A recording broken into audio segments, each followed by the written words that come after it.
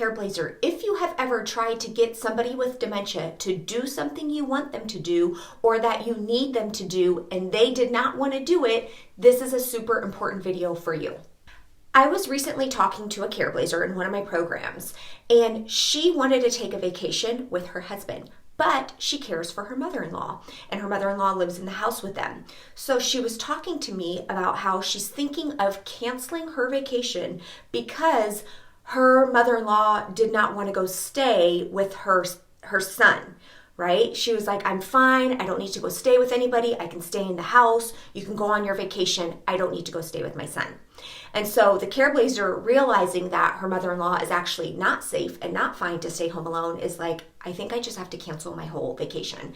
Thankfully, she brought this up in a question and answer session, and I was able to share with her a super important piece of information I want all of you to learn. Careblazer, think about it. Most people, especially people with dementia, do not want to have to go stay with somebody for supervision. They don't want to have to go to adult daycare. They don't want to have to accept help with something that they've been able to do for years and years on their own. The key in getting the person with dementia to do something you want them to do or need them to do is to make it enticing. Going to stay with a kid because you're not safe to live alone does not sound enticing. Going to adult daycare so that the Careblazer can get a rest does not sound enticing to the person with dementia. I know it sounds enticing to you. Having the person with dementia accept that they need help with bathing or showering because they are not safe to do so on their own, or they're not getting all the areas clean like they need to, it does not sound enticing. So the key is, how do you present what you want them to do in a way that would be enticing to them? Let me share with you what this one Careblazer ended up doing. During the Q&A session, it was discovered that her mother-in-law has grandkids. The son that she needed the mother-in-law to go stay with has kids, her grandkids. So instead of continuing to say, you have to go stay with the son because I want to go on vacation and you're not safe to be home alone, the narrative changed to the grandkids cannot wait to see you. They made some special art project that they're super proud of and they want to show it to you and share it with you.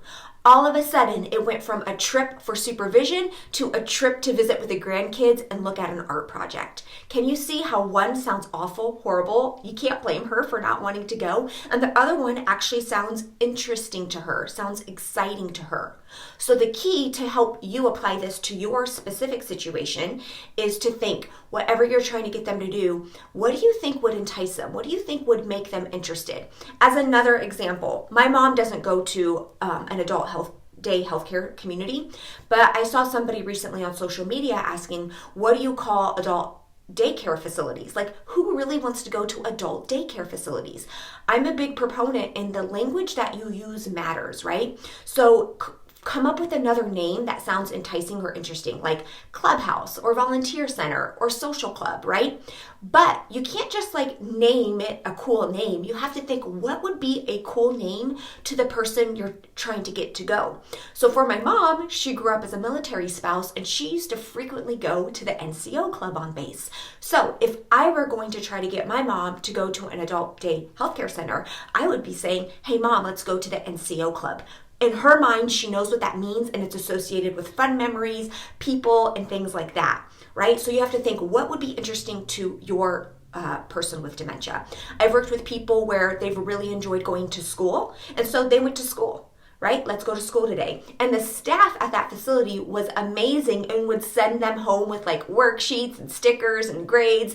I remember they even did like a graduation ceremony for him one day, and he just loved coming home and showing his Careblazer, looking at all the paperwork that he did for that day. So this is just a super short but important video on how can you make whatever you are proposing enticing for your loved one? Let me know your ideas below. In Careblazer, I have a free behavior class coming up on how to successfully respond to difficult dementia behaviors. Even if your loved one doesn't want your help, doesn't think they need the help, resists all your help, I've got you covered. It's coming up this Thursday.